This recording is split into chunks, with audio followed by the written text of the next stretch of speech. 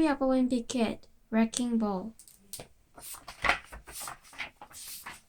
March, Sunday. I read that ancient times they used to bury kings and pharaohs with all their possessions. Back then, I guess they thought you could take your things with you into the afterlife. Well, if I get buried with all my junk, I might really regret it later on. Mom's having me do some spring cleaning to get rid of things I don't need.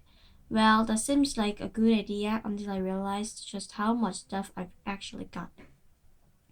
I spent the whole morning going through my closet, and it's crazy how much was packing in there.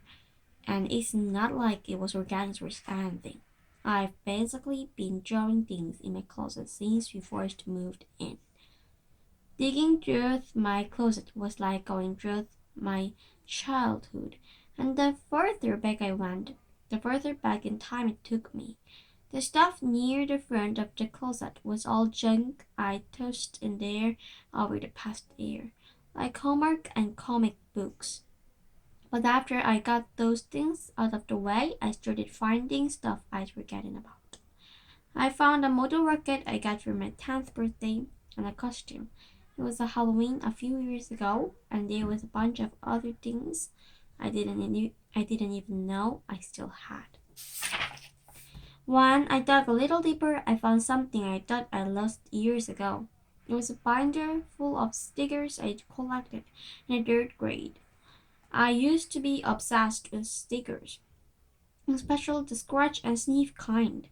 I collected all the good smells like bubblegum and candy floss and that sort of thing. But I had all the really gross ones too. So when a kid on my street wanted to know what draft poop or what a meatloaf smelled like, they'd come to me. One of the days I'm gonna write my autobiography. It's gonna include scratch and sniff stickers to mark all the different moments in my life. And that's when I realized I had sucked in dog poop. I was glad when I finally reached the back of my closet, but to be honest, it was a little disappointed too.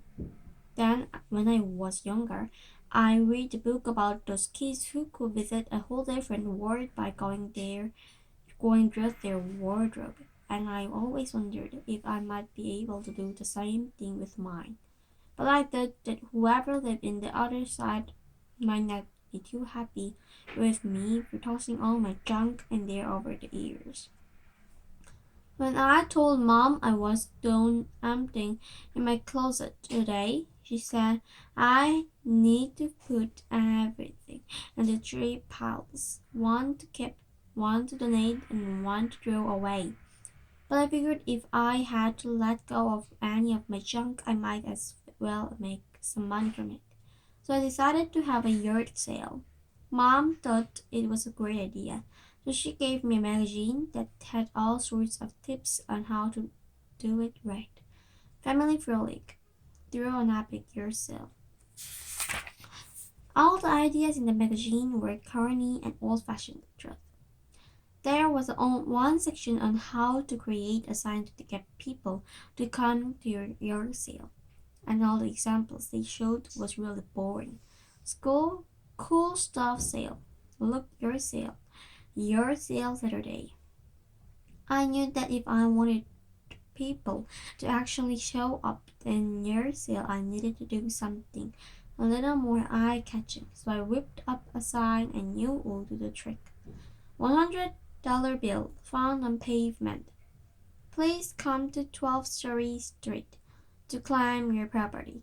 I made a few copies of my signs and headed out to post them around the neighborhood, but Mom stopped me before I got out of the front door.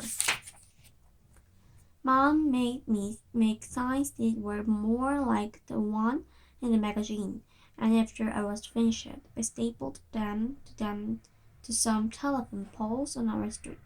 Then I hauled everything down to my bedroom and started setting it all up on some plastic tables.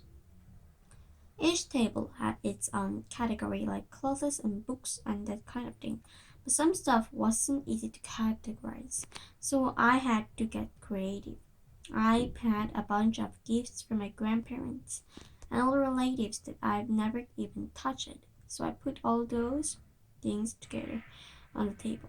Great gifts for your grandkids.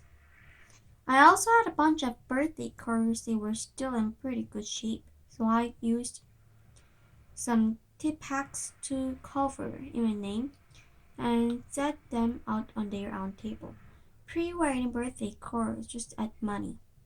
I put all my broken toys on another table and hoped some little kids who couldn't read would come to the yard sale.